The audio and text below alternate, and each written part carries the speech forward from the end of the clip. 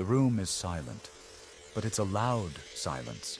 It's the kind that presses in on you, that suffocates the air from your lungs. You just did something kind. You offered a solution. You built a bridge over her troubled water. You were the knight, the hero, the problem solver.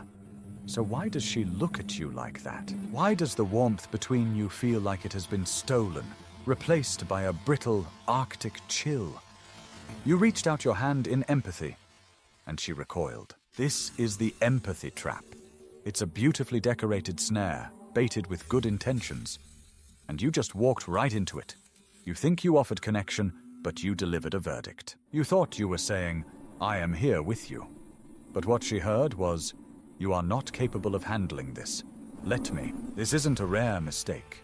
It is a psychological pandemic among well-meaning men.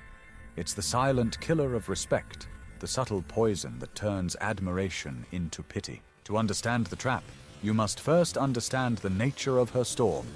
When she comes to you, weathered and worn, she is not looking for a new ship or a better map. She is looking for a lighthouse, a steady, unwavering light in the distance that says, "I see you. I am here.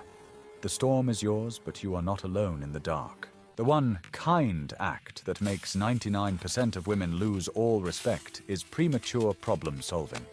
It is the immediate, unsolicited rush to fix her feelings. It's not kindness. It's an invalidation. It's a subtle declaration that her emotional state is an error message that you, the superior technician, must debug. Think of Elias and Thea, a classic case. Thea comes home, her face a thundercloud. She speaks of her boss, a small tyrant with a fragile ego. She's venting, releasing the pressure. She's not asking for a rescue. She is sharing the weight. She is inviting him into her emotional world, trusting him to witness her frustration without judgment. Elias, a good man, does what he thinks is right. He doesn't listen. He strategizes. "You should report him to HR. Why don't you just update your resume? Here's what you say to him tomorrow." Watch her face. The fire in her eyes doesn't get brighter. It dies. The connection is severed. He's no longer her partner. He's a consultant. He didn't stand with her in the storm.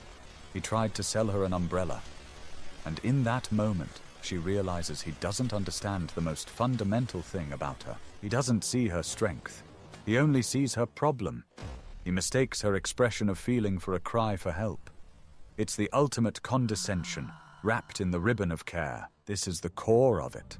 Respect is born from the belief that the other person is whole, capable, and sovereign over their own inner world. When you rush to solve her problem, you are staging a coup.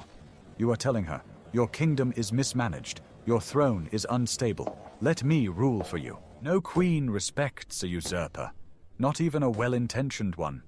She doesn't want a manager for her emotions. She wants a witness, an ally, an equal. So, what is the antidote? How do you escape the trap? It is deceptively simple, yet it requires immense strength, the strength of restraint. When she brings you her storm, your only job is to listen. Not to listen for an entry point. Not to listen for the problem to solve, just listen. Let the silence hang. Let her feelings occupy the space without your immediate need to pave over them with logic. Her emotions are not a fire to be extinguished. They are a language to be learned. The most powerful thing you can say is not a solution. It's a validation. That sounds incredibly difficult. I'm sorry you're going through that. I'm here with you. This is true empathy. It is not the arrogant act of solving. It is the humble, sacred act of witnessing. It is offering the anchor of your presence, not a map to a different harbor. By fixing, you are treating her like a child. By listening, you are honoring her as an equal. The first path leads to her contempt. The second, to a respect so deep it becomes the bedrock of your entire connection. So the next time she comes to you with her storm, take a breath. Resist the urge to be the hero. Your kindness is not in your answer. It's in your attention.